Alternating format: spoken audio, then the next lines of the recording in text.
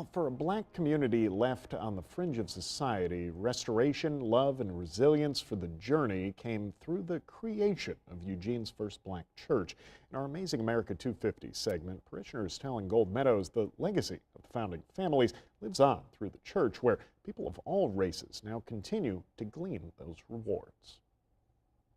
Here on Sam Reynolds Street in Eugene is the church spearheaded by one of the pioneering black families in the city. St. Mark's CME Church housed the first black congregation in Eugene. Black parishioners spiritually prepared for the battles they'd face at the church as they fought to overcome racism in the 1940s. Current pastor Delisa Mission Tubby says they didn't make it happen alone, with other founding black families like the Mims, Johnsons, Nettles, and Washingtons all on board. It was a community effort. I do know that, because once they were transplanted from Ferry Street over to here, it allowed them to have a church here. In 1942, Sam and Maddie Reynolds moved from Louisiana to Eugene for Sam's job with the railroad. But racism blocked them from housing, so they lived outside of city limits across the Willamette River in the segregated Ferry Street community, where blacks lived in tents and temporary shelters. In 1949, as that neighborhood was demolished by the city to clear space for the Ferry Street Bridge, the displaced Reynolds moved to a newly established black neighborhood in West Eugene and worked to establish St. Mark. There were 12 members, led by Reverend J.T. Taylor. Just hearing that statement, right, the first, and thinking about all that it took to build this space and to have this space.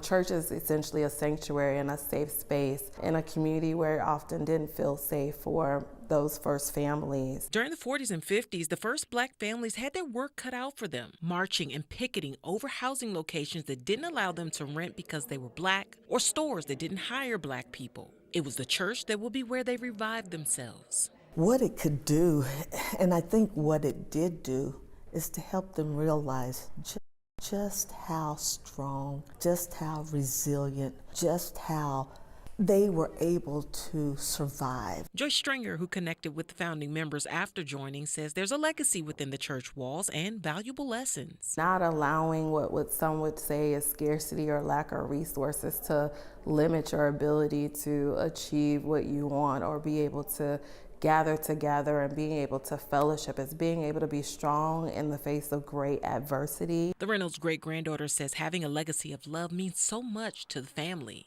It just represents so much more than just a building being on land. There's the history aspect of it, there's the love that went into that, and then there's this safe haven that it was for my great-grandparents and for the founding families. Members say today that love welcomes one and all. There's something here that I don't see in other congregations, that I haven't experienced in my 51 years of ministry. It excites me. The four-letter word, love. We are as diverse a congregation as you'll find in Lane County. When I've been through my challenges in life, it has been my rock, my family. In Eugene, I'm Gold Meadows. Well, in July of 2024, the city of Eugene celebrating St. Mark's 75th anniversary, with then Mayor Lucy Vinnis proclaiming the month the anniversary of the church.